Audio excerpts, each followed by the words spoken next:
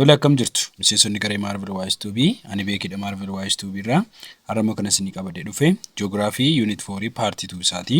Part 1 waa'ee tiyooriiwwan garaagaraa conservative and radical kan jedhu laallee jira. Isarratti waa'ee Thomas Malthus akkasumas immoo tuyyuu kan Neo Malthus kan jennu kan Simon akkasumas immoo kan Karl Marx shananuu namoota shananuu laalleerra akkasumas warra conservative ta'an yookaan immoo pessimistic ta'an akkasumas immoo warra optimistic ta'an population fi resource irratti population versus resource kan jedhu irratti laallee jira. Telegramidhaan barattaniirtu akkuma sida paartii lammaffaa irraa immoo YouTube irra isiniif kaasee jedhee kan ammoo unity isa arfaffaa paartii tuusaa YouTube irratti poostii gochaa jira.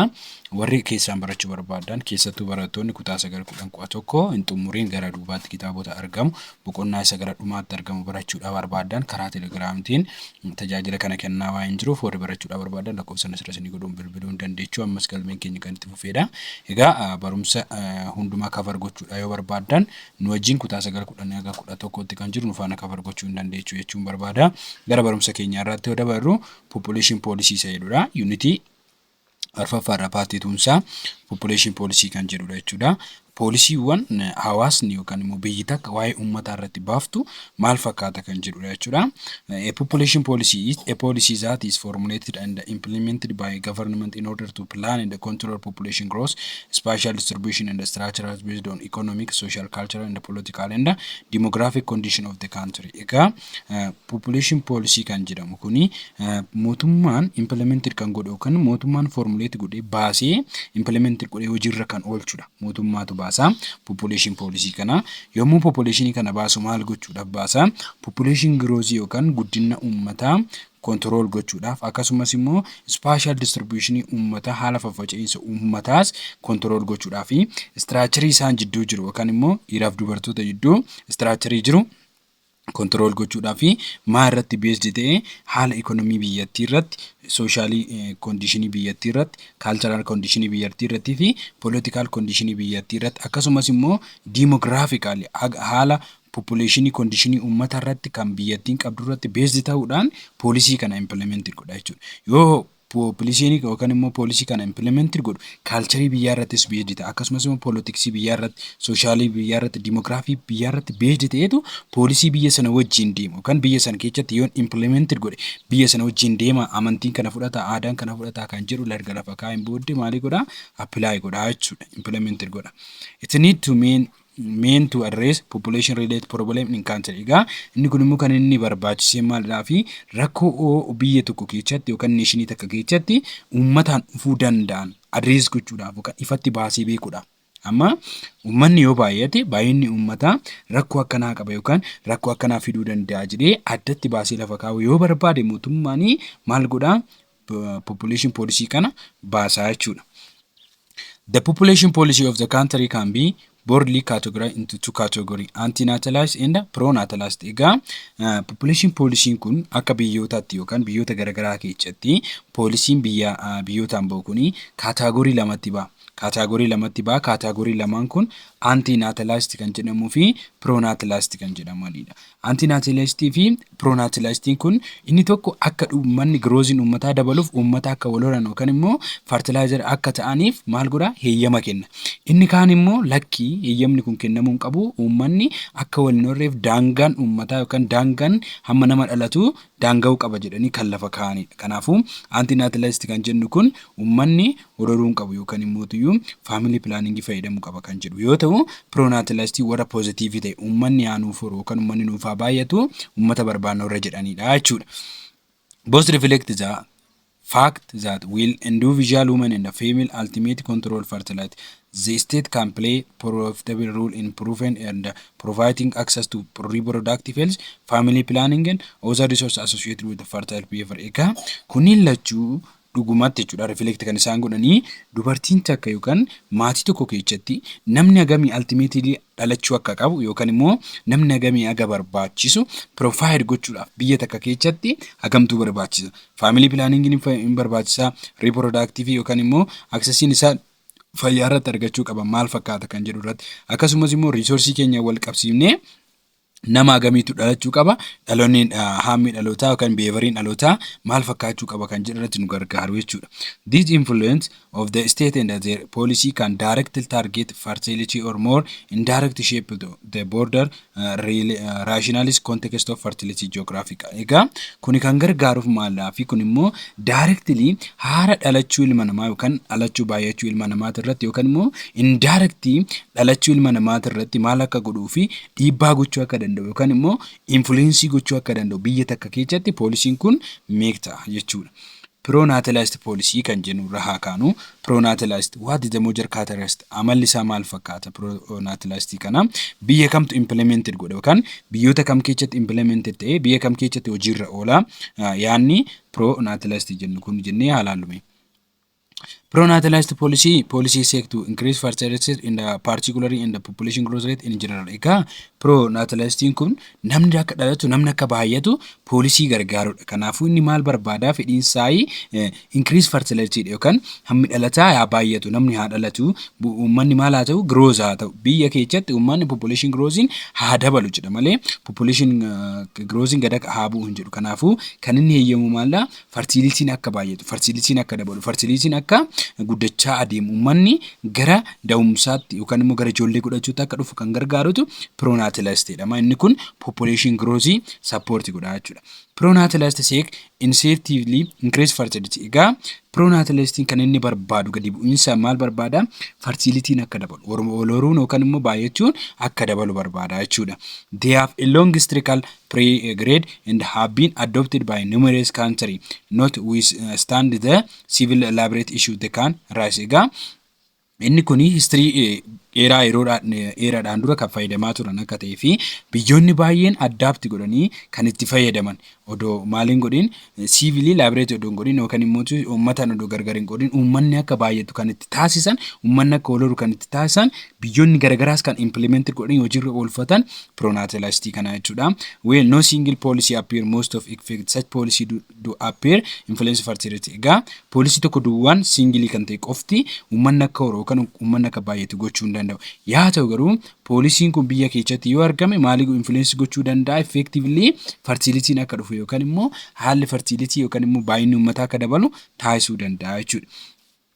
Within Europe, some countries, notably Germany, French, Sweden, Italy, and Spain, had pro-natalist policy in place early in 1930s, but they turned into of the present country around 1888 country provide initiative for women to have children. Egaa amma biyyoonni baay'een addunyaarraa jechuudha maal fayyadamu pro-natalist kana yookaan poolisii akka namni horu gargaaru kana fayyadamu. Isaan keessaa kan yaadataman notably Germany amma hin beektu ectolive kan jedhu sistema ectoliveetiin maashiniidhaan nama oomishaa hanqina namaatirraa hin beektu. Kanaaf German maaliin eeyyamti akka namni wal horuu hin eeyyamti. French, Sweden, Italy fi Spain maali fayyadamu pro-natalist fayyadamu. Kunniin bara 1930 irraa kaasaniitu yookaan waraana addunyaa tokkoffaan erga dhume irraa kaasanii hin fayyadamu turan. Yaa ta'u garuu currently ammatti jechuudha biyyoonni 88 akka addunyaatti jechuudha akka dubartoonni ijoollee godhatan akka dubartoonni gaa'elatti seenanii ijoollee horatan hin jajjabeechuu yookaan immoo hin gargaaru jechuudha. Generally, biased explicit exhaustion and the propaganda pro-natalist usually expressed in policy in welfare issue. Egaa poolisiin kun in general yoo lafa goonu uummanni akka waloru yookaan immoo akka inni baay'atu kan agarsiisan keessaa tokko ta'ee akkasumas immoo nagaa biyyattii yookaan nagaa uummataa irrattis kan xiyyeeffatu welfare uummataa issue keessa galfatee kan xiyyeeffatu ta'etu akka propagandaatti yookaan akka yaadaatti akka ilaalchaatti lafa kaa'amaa jechuudha. It comes through, for example, in a scheme and that facilitate women leaving the paid labor force, grant mother significant maternity pay or provide substantial support for child caring mother. Egaa poolisiin kun pro-natalist kan jennu kun dubartoonni hojii gallakkisuudhaan yookaan facility isaanii barbaachisu erga guutamee fi booda yoo hojii hojjetan yookaan immoo hojii hojjechaa jiraatan hojii isaanii sana gallakkisanii mindaa isaanii pay labor forcein kafaleemii fi akkasumas immoo giraantii gargaarsa material pay yookaan immoo gargaarsa haadhummaa gargaarsa da'ummaa erga deechiin booda gargaarsa mana isheetti haadhaaf taasifamu gargaarsa haadhummaa erga argattee akka argattu taasifamee maal godhamti dubartiin akka daa'ima deechuu kan akka daa'ima argattu taasifamte jechuudha. Yoo hojjettuu taate hojii mindaan hunduma kafalamuuf gara daa'ima da'uutti akka isheen deebitu taasisu jechuudha warri poolisii kana hordofan.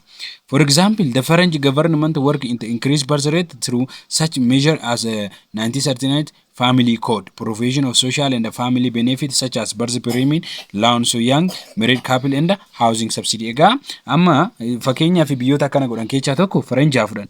Faranji maal gooti akka wal hormaanni dabalu yookaan immoo sadarkaan wal hormaataa dabalu governmentiin achi keessa maal godha family code kan jedhu tokko implemented godha yookaan major family code jedhamu bara 1939 irraa kaaseetu kan inni itti fayyadamu jalqabe. Inni kuni soshaalii akkasumas faamiliin tokko akka benefitii irraa fayyadamaa ta'u taasisuudhaan akkamitti fakkeenyaaf barzi piriimiilii yoo daa'ima horan daa'ima saniif kabaja ishiidhaa barbaachisu akkasumas kennaa ishiidhaa barbaachisu hin kennaa dargaggummaatti akka gaa'ela keessa seenan kaapiliin dargaggummaatti gaa'ela keessa seenanii yeroo dargaggummaa isaaniitti wal fuudhanii akka daa'ima baay'ee horan akkasumas immoo gaafa mana ijaaruu dadhaban mana akka ijaarratan sabsiidii yookaan deeggarsa garagaraa durgoo garagaraa kennamaaf jechuudha faranji keessatti faamilii koodii kan jedhamu fayyadamti. Kanaafuu akka dubartoonni da'an maal godhu hin jajjabeechuu jechuudha. Money policy and the social cultural environment is a support work more indirect and promoting fertility than explicit pro-national policy. Egaa biyyoota ammaa keessatti poolisiin garagaraa social culturein garagaraa maal godha akka daa'imman horatan yookaan immoo daa'imman argatan hin jajjabeecha culturein garagaraa social environment keessa jiru. Yaa ta'u garuu indirectly fertility maali ta'aa dhufaa jira jechuudha as keessatti promote yoo culturein yookaan immoo socialiin uummata tokko poolisiin uummata tokko environmentii sana keessatti uummanni akka daa'ima baay'ee horatu kan gargaaru ta'e fakkeenyaaf amantii baay'een olorraa baay'eedha kan jedhu yoo ta'e amantiin kun pro-natalistii kana odoo itti yaadamin maalii gochaa jira jechuudha promote gochaa jira yookaan immoo babal'isaa jira jechuudha.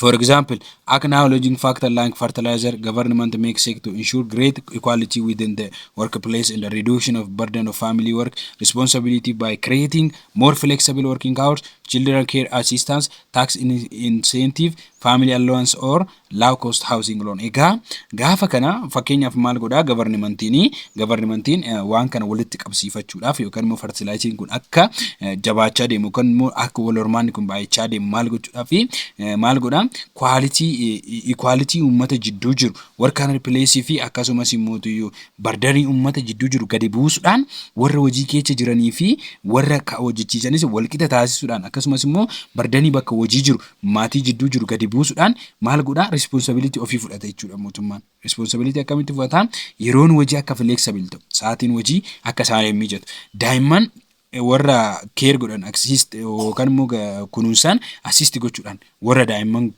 kunuunsan amma fakkeenyaaf dubartiin takka odeech gargaartuu ishee assist gochuudhaan dhiyeessuudhaan tax incentive taxi gadi buusuudhaan family allowance yookaan immoo mirga maatii kennuudhaan akkasumas immoo mana kiraa yookaan mana keessa warra jiraatan koostii isaa gadi buusuudhaan maal godhaa akka wal hormaanni kun saffisu taasisaa jechuudha. Such policy can make having a child more economical feasible, highly relevant when not the high average of cost. Rising a child. Egaa maal godha poolisiin akkanaa kuni akka daa'imman baay'ee namoonni qabaatan economically akka isaan hubatan taasisa. Jechuun economically hin barbaachisa daa'ima qabaachuun jedhanii akka yaadan taasiseen booddee daa'ima horuun yookaan daa'ima argachuun akka isaan biratti murteessaa ta'u.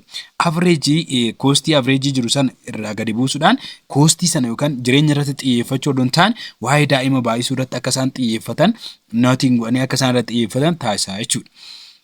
In search of an Austrian study found increase in paternal leave increase fertility. Egaa maal godhaa Austriyaa keessatti immoo akka qo'annoon garagaraa gaggeeffametti maalidha kan isaan taasisanii daa'imti yookaan immoo hammi dhalachuu kun akka baay'atuuf parentii keessatti akka baay'atuuf wanna hojjetan sana irraa kaasuudhaan yookaan immoo yeroo isaanii iddoo biraatti akka hin dabarsine gochuudhaan increase fertility irratti akka xiyyeeffatan daa'imman akka horan taasisaa jechuudha. Pro-natalist policy may also be motivated by concerns about dependency consequence of an agency society of love fertility. Egaa pro-natalistiin kun inni biroo kan inni fayyadamuu fi warra love society hawaasa fertilitiin isaanii dandeettii wal horuu isaanii gadi bu'aa ta'e akka isaan mootiif ta'an yookaan immoo akka isaan kakaan akka isaan wal hormaata kanarratti xiyyeeffatanii wal horuu danda'an taasisaa jechuudha. It's noted early government may respond through facilitating emergence since much of the world population is still young. Workers age immigrant from the global south in particular can potentially provide both need workers for country with the decline population as well as increased fertility rate on account for their demographical concentration with the child bearing year. Egaa yeroo tokko tokko biyyoonni Euroopa biyyoonni guddatan maal godhu uummanni isaanii uummanni addunyaa bakka dargaggoota itti yookaan immoo tuyyuu eejii maalii gochuu danda'utti eejii waa daa'imman da'uu yookaan immoo alchuu danda'anitti yookaan eejii isaan dargaggoo ta'anitti akka isaan immigirantiin garagaraa yookaan immoo warri biyya biroo keessa jiraatan global saawuzii kan jedhaman biyyoota ikoonomiin isaanii gadi bu'aa ta'e irraa global saawuzii warra jennuun irraa jechuudha gara isaaniitti dhufanii akka isaan biratti walooran taasisu. Amma gaafa yaangiin yookaan dargaggoon addunyaa immigirantii ta'uudhaan gara biyyattii keessatti galu waan lama fayyadamu jarri kun. Maal fayyadamu gama tokkoon tokkoffaa irratti warkarsiidha. Warkarsii jechuun warra hojjetan hojii irratti dargaggoota waa'ee ta'in warra hojjetan argatu. Kun immoo biyya dandeettii walhoraa ta'u uummanni gadi bu'aa jirutti walhormaanni uummataa gadi bu'aa jirutti akka fertilitiinis dabalu taasisa. Maaliif child bearing year dhagaa umrii itti walhoruu danda'an yookaan umrii walhormaataa irratti maalii ta'u waa'ee ta'eef immigirantii ta'uudhaan garas baqatan waa'ee ta'eef. Such policy, however, likely to be extremely political sensitive. Egaa poolisiin akkanaa kun extremely ibsa maalitii jechuudha kan politically sensitive ta'e yookaan immoo political irratti based ta'anii warri yaada kana adeemsisanis hin jiru jechuudha. Faallaa isaa kan ta'e pro-natalistidha. Faallaa kan ta'e immoo yaadni biroo kan jiru maal jedhama? Anti-natalist jedhama. Anti-natalist kan jedhamu poolisiin kun. Poolisiin kun immoo guutummaan guututti daa'ima tokko daa'ima lamaa ol akka hin godhanne kan oogudha jechuudha. What are the characteristics of an anti-natalist policy? Which country implement an anti-natalist policy? Egaa poolisii kana hojiirra kan oolchan eenyu fa'a? Amalli poolisiin kun qabus maal fa'a kan jedhu mi'a ilaallu. Tokkoffaa irratti anti-natalist policy population policy seek to lower fertility rate, it's particularly in the population growth rate in general. Egaa walumaa galatti anti-natalist kan jennu kun low fertility yookaan immoo tuyyuu sadarkaa walhormaataa akka hin baay'anne uummanni baay'ee akka waliin horre kan godhudha. Poolisiin kun jechuudha. Fedhiin poolisii kana akka uummanni hin baay'anne population growth akka gadi bu'u decline akka taasisudha. Country may enacted anti-natalist policy designed to reduce fertility. Egaa biyyoonni anti-natalist policy kana fayyadaman maali gochuudhaa fi uummata isaanii gadi buusuudhaaf yookaan immoo uummata isaan keessa jiru fertility isaan keessa jiru sadarkaa dhalootaa gadi buusuudhaaf yookaan immoo hamma walhoruu uummataa gadi buusuudhaaf kaayyoo godhataniitu anti-natalist policy kana fayyadamu. In fact, some countries have alternatively between pro and the anti-natalist policy. Egaa biyyoonni tokko tokko amma jiru biyyoonni tokko tokko anti-natalist kan fayyadaman pro-natalist kan fayyadaman jiru. The most well-known anti-natalist attempt to reduce fertility has been China's one-child policy. Egaa biyyoota addunyaa keessa jiran keessaa baay'ee anti-natalistii kana kan fayyadamu anti-natalistiidhaan baay'ee kan fayyadamu kan beekamtu eenyudha ishiin Chaayinaadha jechuudha. Chaayinaan maal fayyadamti? Poolisii one child policy kan jedhu yookaan immoo poolisii namni tokko maatii tokko keessatti daa'ima tokko kan jedhu kan fayyadamtu Chaayinaan maalidhaaf fertility yookaan immoo sadarkaa walhormaataa dhamootaa gadi buusuudhaaf hamma dhalootaa gadi buusuudhaaf one child policy kana fayyadamte jechuudha. Isheen baay'ee beekamtuudha warra anti-natalist fayyadaman keessaa. When the country break down the campaign to promote birth control in the 1915, South China total fertility shoot up to over 6.0 by the early 1960s. Egaa yeroo Chaayinaan poolisii one child policy kana hojiirra oolchitu biyyattii keessatti total fertility rate jechuun daa'imti nama 1000 keessatti kan dhalatu percentage 6 turte. Namni 6 nama 1000 keessatti dhalata ture. Kanaafuu baay'ee ol ka'aadha kun. Kanaafuu total fertility rate 6.0 ta'uunsaa baay'ee ol ka'aadha. Bara 1950 keessa. Kanarraa ka'uudhaan maal goote isheen yaada kana yookaan immoo anti-natalist policy kana campaign kana labsite jechuudha.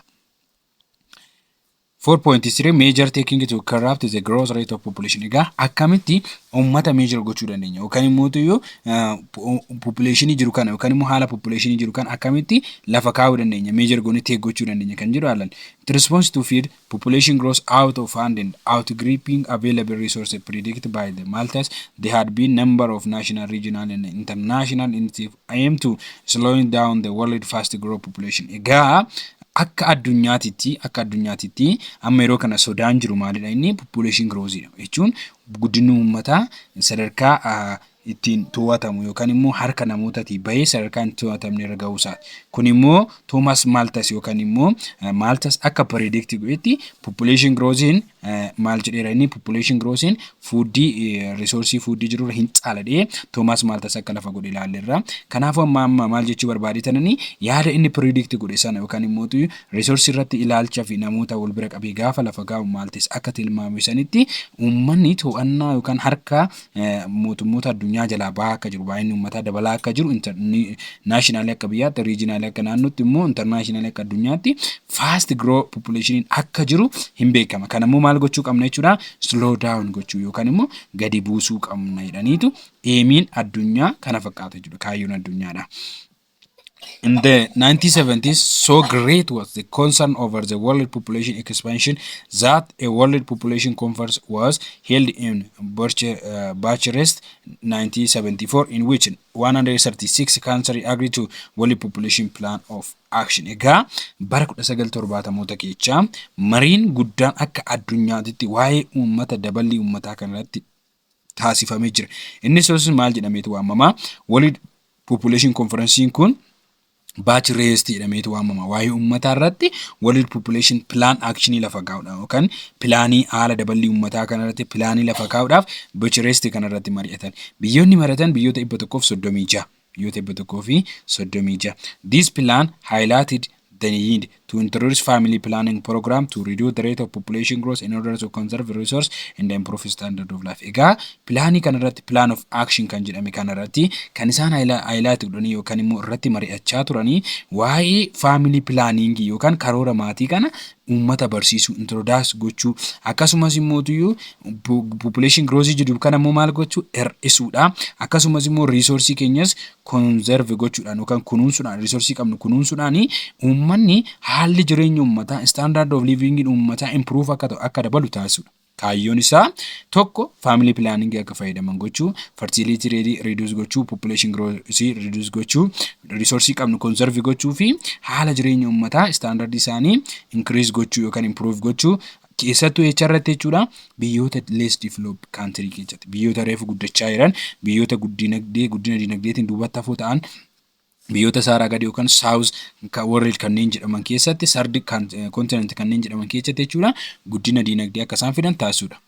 Ever since the Bucharest conference, the link between population growth and development has become even be directed. Egaa Bucharest conference gaggeeffame irratti kan isaan wal qabsiisanii link godhanii mari'atan population growth fi development wal qabsiisanii directly kan isaan irratti mari'achaa turan.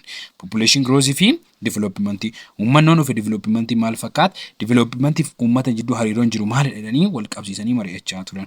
In 1994, there was an international conference on population and development in Cairo, which aimed to link population more effectively to core development agent. Egaa bara 1994tti international conference waa'ee uummataa irratti mari'atamaa ture eechatti mari'atamaa ture Cairootti yookaan immoo magaalaa guddittii Ijiptitti mari'atamaa ture. Inni kun waa'ee development fi waa'ee population link godhee wal qabsiiseetu maal akkamitti irratti mari'atamaa ture kaayyoon isaanii population more effectively development agenda akka ta'u jechuun population guddina keessa akka hin baane guddina dhufuuf uummanni daangaa akka hin taane yookaan uummanni dhufu guddina dinagdeetiif gahee taphachuu akka qabu lafa kaa'achuudha.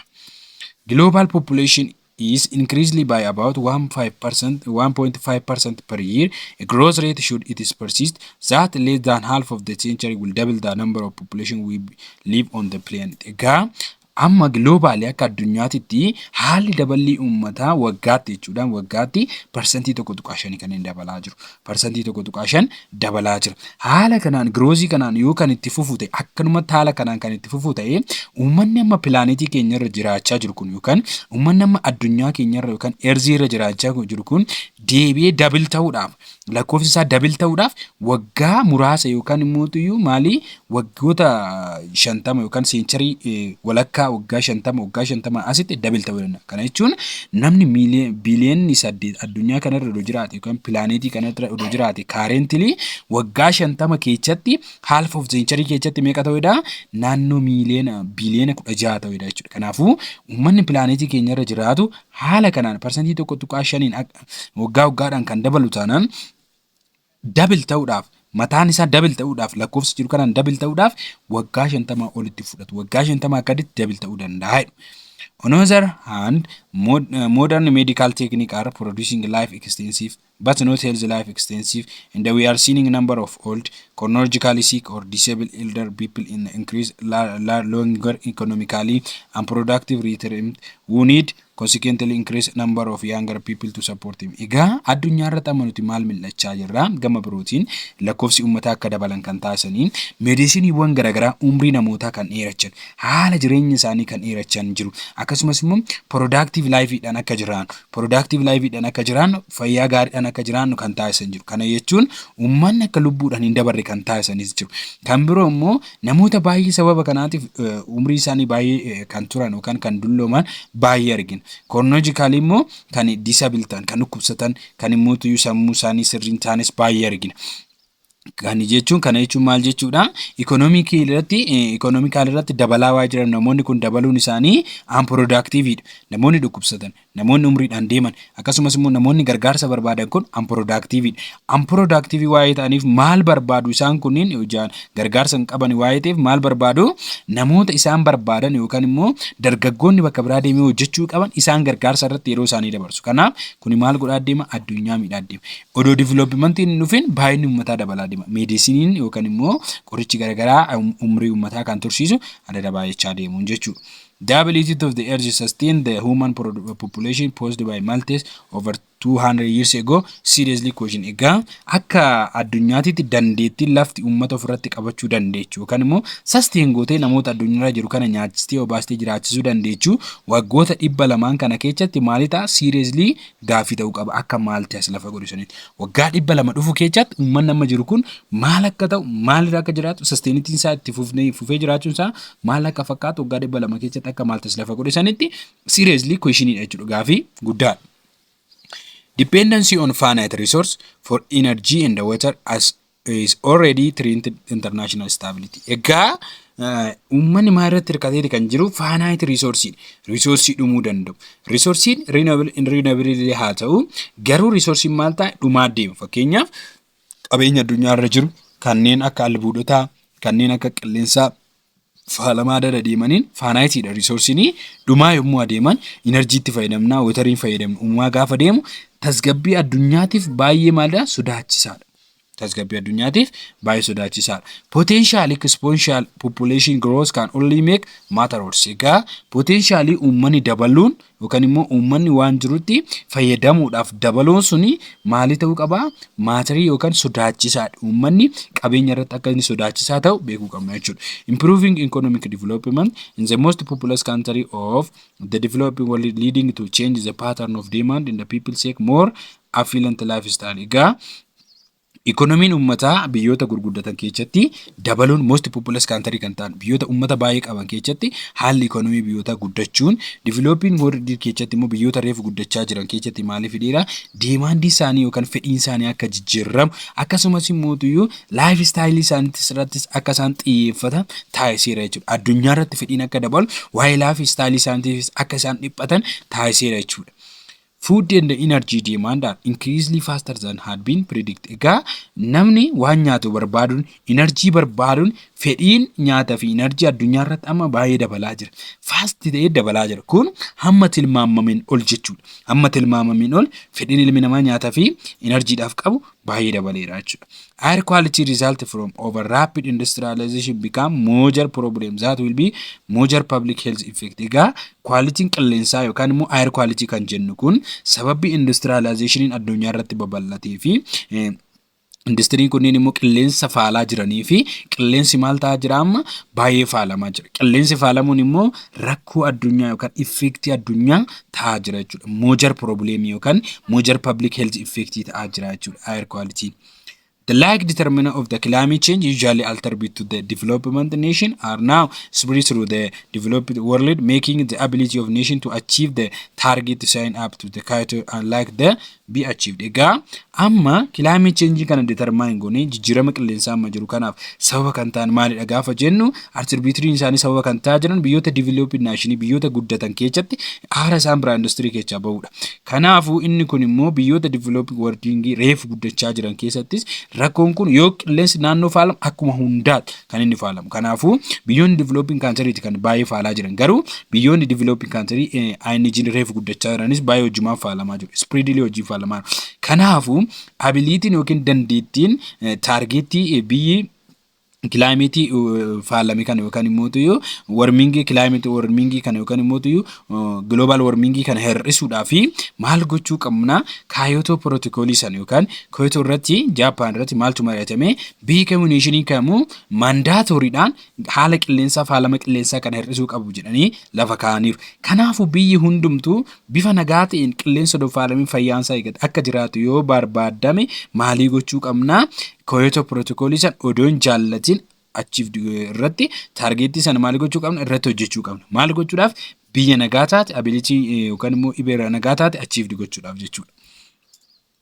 The international moves. Egaa waa'ee qilleensa kanarratti akkasumas immoo waa'ee growth uummataa kanarratti population growth kanarratti internationally convention taasifaman marii taasifaman maal ture inni halalu.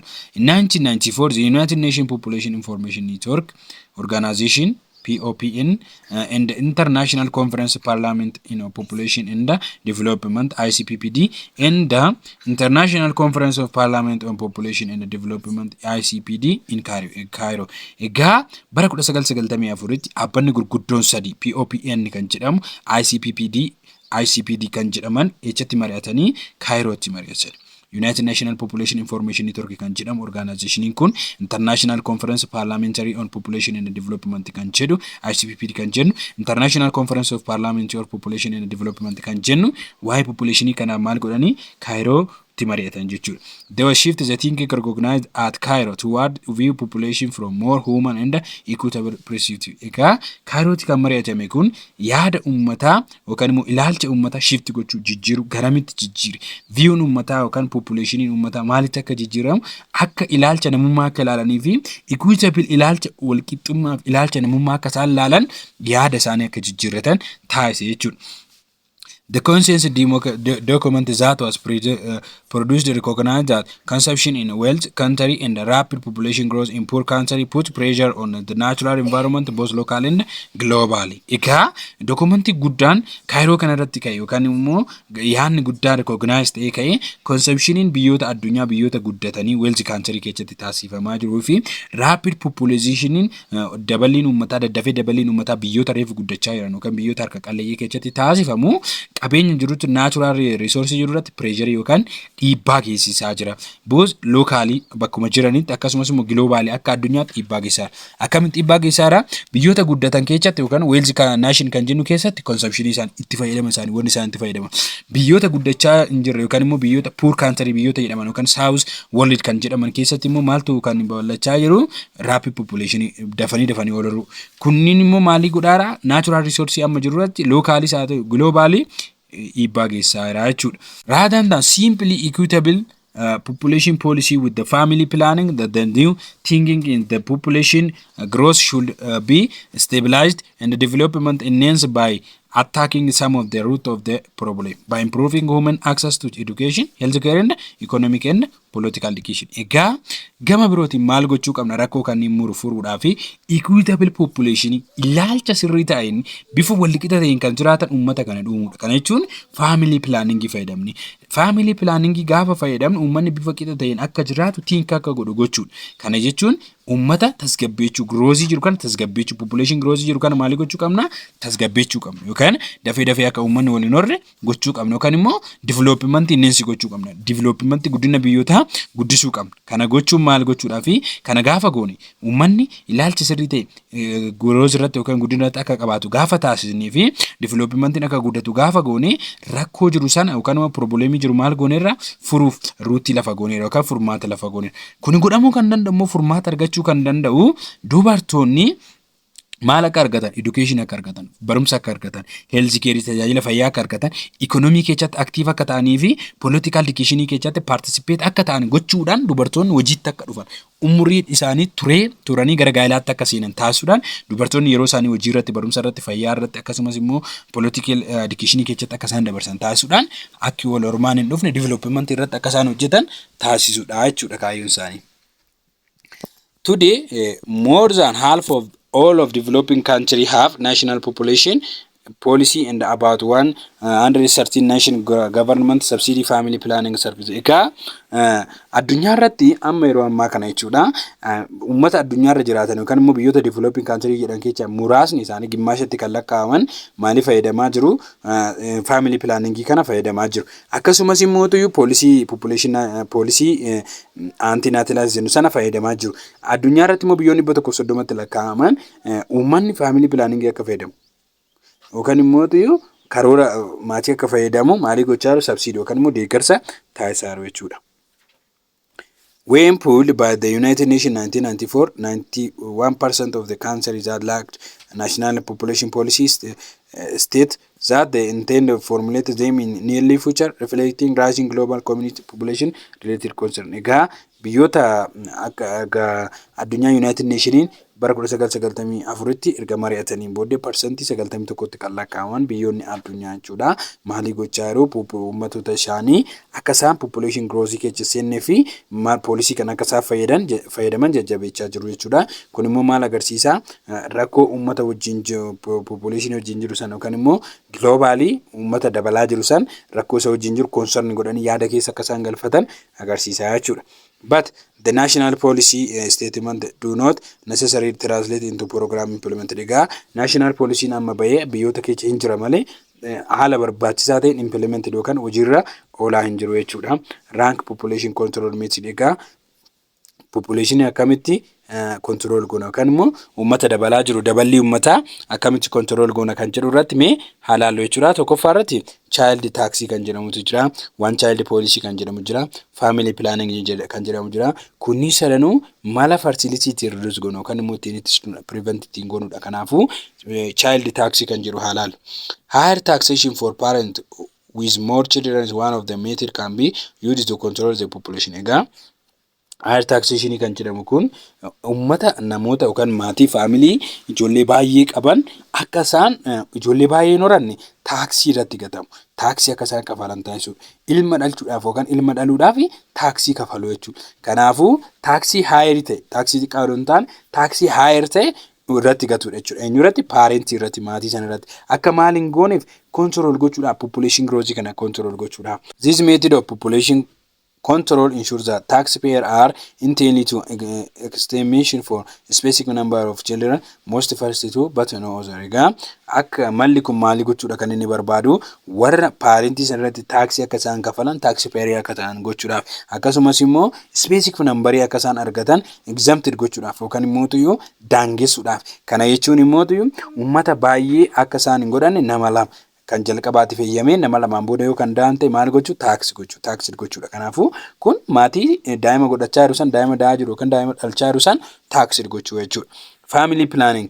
Family planning, the idea of family planning highly related to access to safe, voluntary means of planning family, take it woman right issue. Egaa family planning kan jennu kun uummanni fedhii isaatiin karoora maatii baafachuudhaan safe kan itti godhu yookaan akkasumas immoo voluntaryidhaan ilmi namaa kan baay'een family planning kan itti fayyadaman mirga kan kennamuuf jechuudha. Family planning centered to gender equity and women empowerment and it is key factor in reducing poverty. Egaa family planning kun dhiiraaf dubartoota hedduutti akka wal qixxummaan dhufu hin taasisa. Kana jechuun yoo da'uu barbaadde mari'attee kan deechu yoo da'uu hin barbaanne immoo mari'attee kan da'uu itti dhiistudha waa'ee ta'eef jendarii lamaan jidduutti equality ni egaa akkasumas immoo dubartoonni empowerment isaanii dandeettii waa uumuu isaanii dandeettii waa oomishuu isaanii akka dabaluun taasisa. Kun jechuun immoo faamiliin tokko mari'atee kanatti gaafa adeemu hiyyummaa hir'isuudhaan akkasumas immoo key factoryidha jechuudha. Akka maal hir'atuuf akka povertiin irraa hir'atuuf.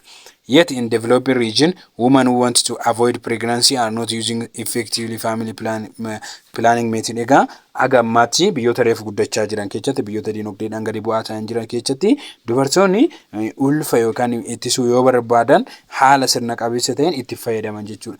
haala effective ta'een family planning kana maal godhanii itti fayyadaman jechuudha. Avoid pregnancy gochuudhaaf. This is because of lack of access to information or service and the lack of support from the partner of community. Egaa sababni kana ta'eef yookaan dubartoonni family planning kana sirnaan itti fayyadaman jirreef tokkoffaa maalidhaan access information gahaa ta'e dhabuurraa, tajaajila gahaa ta'e dhabuurraa, akkasumas immoo namoota isaan bukkee jiru partnerii isaan bukkee jirurraa gargaarsa dhabuurraa, akkasumas immoo hawaasa naannoo isaanii jirurraas gargaarsa dhabuurraa kan ka'e jechuudha. This strengthens that ability to build a better future for themselves, their family and their community. Egaa kun immoo maaliidhaaf sodaachisaadha? Dandeettii maatii ofiitiif yookaan gara fuulduraatti maatii gahaa ta'e maatii ishiidhaaf barbaachisu akkasumas immoo ofii ishiitiif community ishiitiif kan barbaachisu uumuu irratti kun maal inni rakkoodha jechuudha, sodaadha. Contraception as one of the family planning mechanism in the most popular population control method in the world. Egaa contraception kan jedhamu yookaan immoo malli ittisa da'umsaa itti fayyadamu amma addunyaa irratti maal inni planning mechanism uummanni baay'een itti fayyadamu most popular kan ta'e hawaasni baay'een itti kan fayyadamudha jechuudha. Addunyaa irrattis baay'ee beekamaa kan ta'edha. Wanni malli ittisa da'umsaa itti fayyadaman kun it is method used to prevent pregnancy. Egaa malli kun contraception kan jedhamu kun mala ulfa yookaan immoo ulfa ittiin ittisanidha jechuudha. There are several methods of contraception or birth control. Inni kun maloota garagaraatu jira kan ulfa kana yookaan immoo mala tooftaan pregnancy ittiin ittisan kun maloota baay'eedha kan inni qabu. Some of the methods are irreversible, well others temporary. Baay'een isaanii irreversible yookaan immoo kan qaama keessa dhokatan kan baay'ee turanidha. Tokko tokko immoo temporary kan guyyaa kan ji'a kan waggaa jechuudha. Irreversible kan jennu kun kan waggaa 6, waggaa 12, waggaa 4, waggaa 3 ta'uu danda'a jechuudha. One child policy.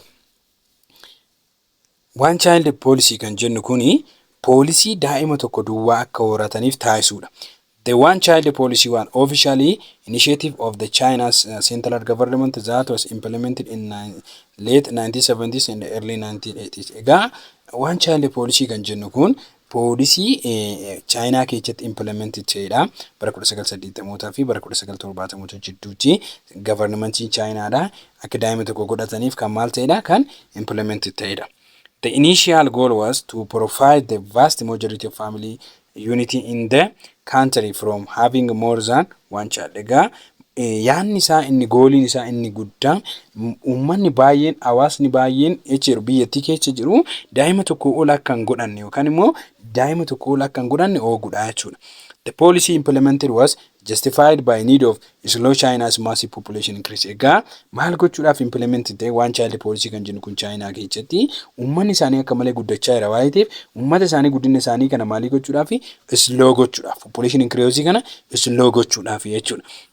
It was announced in late 2050 that is a program existed will end in early 2060. Egaa inni kun bara 1915 akkasumas immoo bara 1916 jidduutti hojiirra kan announced kan ta'edha jechuudha. Implemented for various culture China is operating one child policy for a number of years enforced through the system of finite relax after mass bereavement such as Sikal earthquake. The focus of China on population control help to provide better health service for human and reducing the risk of death and the injury associated with the pregnancy. Egaa akka China tichi one child policy kun hojiirra kan oole naannoo garagaraatti jechuudha. Kaalcharii isaanii keessatti kaalcharii garagaraa qabu. Kaalcharii garagaraa isaanii kana keessatti one police child kana hojiirra oolchan jechuudha. Kana jechuun namni maatiin daa'ima godhachuu barbaadu nama tokko godhachuu qaba jedhanii hojiirra oolchan. Kun immoo kan inni hojiirra ooluu jalqabe yeroo sana erga maaliin mudatee muddira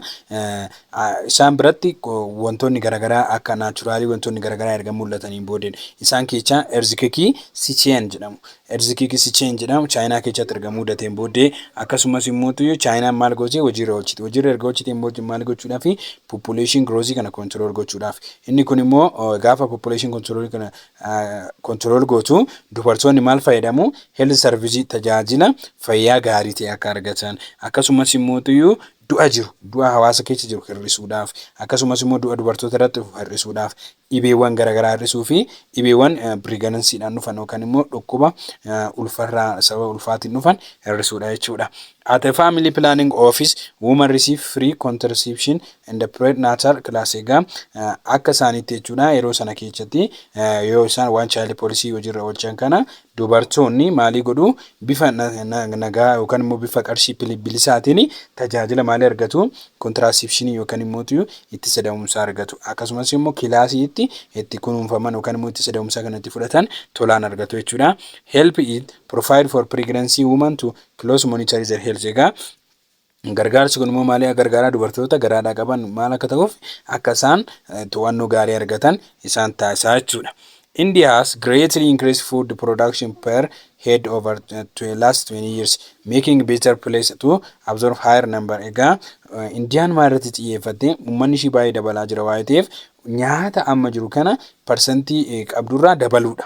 Waggoota 20 darban keessatti haala nyaataa dabaluudha. Kana jechuun uummanni baay'ee nyaata kana absorb godhan fayyadama waan ta'eef nyaata uummanni baay'ee fayyadamu kana akka fayyadamaniif yookaan immoo nyaata uummanni fayyadaman kana haala gahaa ta'een akka isaan fayyadaman taasisuudha jechuudha. The country most recent approach to population issue focus on the advancement of women economical, academically and the social as independent women are more likely to have a small family. Egaa akka addunyaatti amma wanti baratamaa ta'e most recently kan jennu population issue kun yookaan yaanni uummataa kun advance dubartoota gara economiitti akka isaan guddatan akkasumas academically barnootaan akka isaan guddatan socially akka isaan guddatan kana jechuun dubartiin independent ta'anii of danda'anii akka isaan jiraatan gaafa kana maal godhu waayitiif ijoollee xiqqoo godhachuu danda'u. Hojiitti gaafa seen barumsatti gaafa seen socially keessa gaafa seen independent ta'anii dubartoonni gaafa jiraachuu jalqaban maalii gochuu jalqabu small family akka horachuu jalqaba waayee ta'uuf Indiyaan maalii gooti gara nyaatatti xiyyeeffachuudhaan dubartoota immoo empower gochuu jalqabde jechuudha. Afrikaa akka Afrikaatti immoo birth rate ta'an Afrikaa highest in the world. Egaa hammi dhalootaa yookaan sadarkaan dhalootaa akka addunyaatti amma Afrikaa kan qabu jiru Afrikaan highest world birth rate dha. By the year of 50, 20% of the world population will live on the Africa continent. Egaa akka tilmaama kaa'amutti 25tti parsantiin 20 addunyaa amma parsantii 14tti fakkaata akka Afrikaan addunyaarraa uummanni ishee qabdu 25tti garuu parsantiin 20 addunyaa eessa jiraata Afrikaan continent irra jiraata jedhameetu tilmaamama.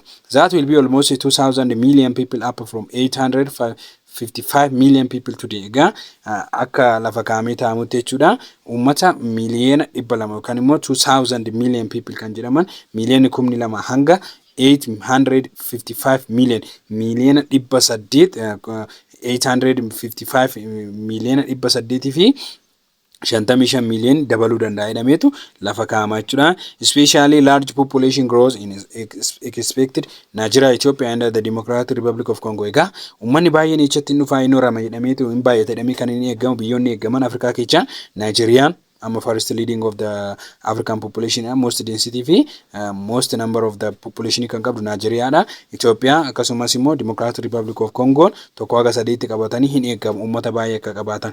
Other countries like to have major growth include Burkina Faso, Mali, Nigeria, Somalia and Uganda. Egaa kanneen biroo immoo uummanni baay'ee keessatti dabalama jedhamee kan eegamu Burkina Faso, Mali, Nigeria, Somalia, Ugandaanis akkasuma uummanni isaanii major growth hin ta'u jedhameetu eegama jechuudha. Kenya was the first country in sub-Saharan Africa to view now our population grows as a serious impediment in economic prosperity and become first the late 1960 being a developed national family planning campaign. Egaa akka Afrikaatti biyyoota Afrikaa keessaa Keeniyaan biyya ishee jalqabaa maal gootee biyyoota Saaraa gadii keessaa waa'ee population growth kana yaada keessa galfachuudhaan seriously economical prosperity irratti yookaan badhaadhina dinagdee irratti dhiibbaa akka qabu hubachuudhaan biyya maalii gooteedha biyya Afrikaa ishee jalqabaa family planning labsitee akka biyyaatti biyyoota developing country keessaa 1960 keessaa Keeniyaan biyya si'a jalqabaatiif family planning labsiteedha jechuudha. The country officially population policy called matching population size with available resources yet leave education family size up to individual family. Egaa kaayyoon population policy kun inni guddaa maal inni qabeenya jiru yookaan population size jiru fi qabeenya availability resource maas gochuu yookaan wal simsiisanii turuudha. Kun immoo haga ammaatti education isaa murtoon isaa eenyuuf kan inni dhiifame uummataa fi akkasumas qabeenya kana wal simsiisuun namoota tokkoon individual faamiliidhaaf hawaasa isaanii yommuu wal hormaata yookaan immoo farsiilisii irratti deeman qabeenya qabanii fi uummata isaaniitiin akka wal bira qabanii ilaalan uummataaf dhiisame jechuudha. As recently 1970 Africa was essentially self-sufficient in food. Egaa recent year baroota isaanii keessa 1970 irraa Afrikaan bara 1970 irraa jalqabdee nyaatan biyya of dandeeche biyya self-sufficient taate kan taate iyyuu baroota isaanii keessa jechuudha. What forest the breakdown in the continent ability feed itself has been declined of nearly 1% per year in per capita grain production since 1960, in part due to annual population growth for the continent approach 3%. Egaa amma akka addunyaatti akka Afrikaatitti continental ability ishee percentii tokko yookaan immoo percentii tokkoon maal ishee nyaanni ishee dandeettiin feed of godhuu ishee nyaataan of danda'uu ishee gadi bu'aa jira yookaan decline ta'aa jira. Percentii tokkoon waggaatti yookaan waggaa waggaadhaan haani nyaataan of danda'uu ishee gadi bu'aa jira. Per capitaliin yookaan immoo uummanni mataadhaan qarshiin inni argatu productivity irraa qarshiin inni argatu jechuudha. 1960moota keessa maal ta'aa jira annual growth irraa kan ka'e gadi bu'aa jira. Percentii meeqaan gadi bu'aa inni kun immoo percentii 3 kan inni gadi bu'aa jiru jechuudha. The root cause of African crisis is population growth faster than any other continent in history. Widespread soil erosion and desertification and the failure of by African government to advocate support of agriculture. Egaa Ruutti keessiin uummanni feed of gochuu hin dandeettii nyaata isaatiin irrachuu kun maal inni sababa kan ta'uu fi Afrikaa keessatti maaliif haalli dandeettii nyaata isaanii yookaan nyaataan self sufficient ta'uu isaanii percentii 1% gadi bu'aa deema. Population growth fast waa'ee ta'eef tokkoffaa akkasumas immoo soil erosion haramni biyyee baay'ee waa'ee ta'eef biyyeen baay'een kontinentii irraa waa'ee haramuuf akkasumas immoo desertification yookaan maalitu jira bosonni ciramee lafti goguun hongeen akkasumas immoo feelariitiin kufaatiin Afrikaanota governmentii Afrikaanota akka jiruu fi agriculturein isheen qottuyyuu qonni isheen irratti hirmaatuyyuu gaa ta'uun isaa yookaan immoo feel ta'uunsaa gaa ta'uu dhabuunsaa maalitaa jira akka uummanni dandeettii soorata of sooruu hin dandeenye isaan taasisaa jechuudha. The Millennium Development Goal committed by all 190 United Nations member states at root in the concept of sustainable development. Egaa Millennium Development Goal kan jedhamu kuni waggaa 5 kan inni ba'e waggaa 5 kan ba'e bara namoota yookaan immoo biyyoota nation state 191 United Nations jalatti kan jiranitu waa'ee sustainable development yookaan guddina dinagdee itti fufaa ta'e irratti yaada qaban irraa kan ka'e the Millennium Development Goal kana fidan. Also, 2007 Midway report indicate that the program are underway. Unfortunately, many countries are unlikely to reach their goal due to the high level of poverty. Egaa yaa ta'u garuu Millennium Development Goal kun waggaa 5 baay'isanii jireera. Hojiirra oolchuudhaaf waa'ee sustainable development hojiirra oolchuudhaaf baasanii jiru. Jiddu galeessa bara 2007 irratti reportiin dhiyaate garuu akka ibsutti biyyoonni baay'een wanta ilaalcha yookaan immoo proclamationii labsame kana programii labsame kana hojiirra oolchuu hin dandeenye yookaan immoo goolii kana bira gahuu hin dandeenye. Sababiin isaan goolii kana bira gahuu hin dandeenyeef povertiin guddaa ta'e yookaan sadarkaa hiyyummaa guddaa ta'e keessa waa'ee jiranii fi jechuudha. The population often considered as a resource of economic, military and political strength. Egaa populationiin amma jiru yookaan immoo hawaasni amma jiru soorsii economy jiru yookaan immoo military jiru political jiru wajjii keessa kan yaada keessa kan hin galfanne waa'ee ta'eef jechuudha. However, high population or overpopulation can also be considered as a threat to environmental and resource. Egaa amma waliin hubachuu qabnu high population yookaan baay'inni uummataa overpopulation jechuudha. Qabeenya jiru environment jiruudhaatti dhiibbaa dhufuu akka danda'u dhiibbaa fiduu akka danda'u consider gochuu qabna jechuudha.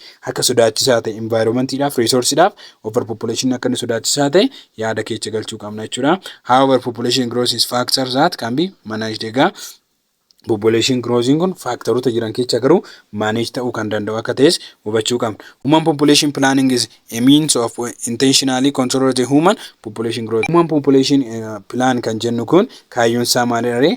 Human population rate growth jiru kana control gochuudha jechuudha. Yaanni isaa inni guddaan.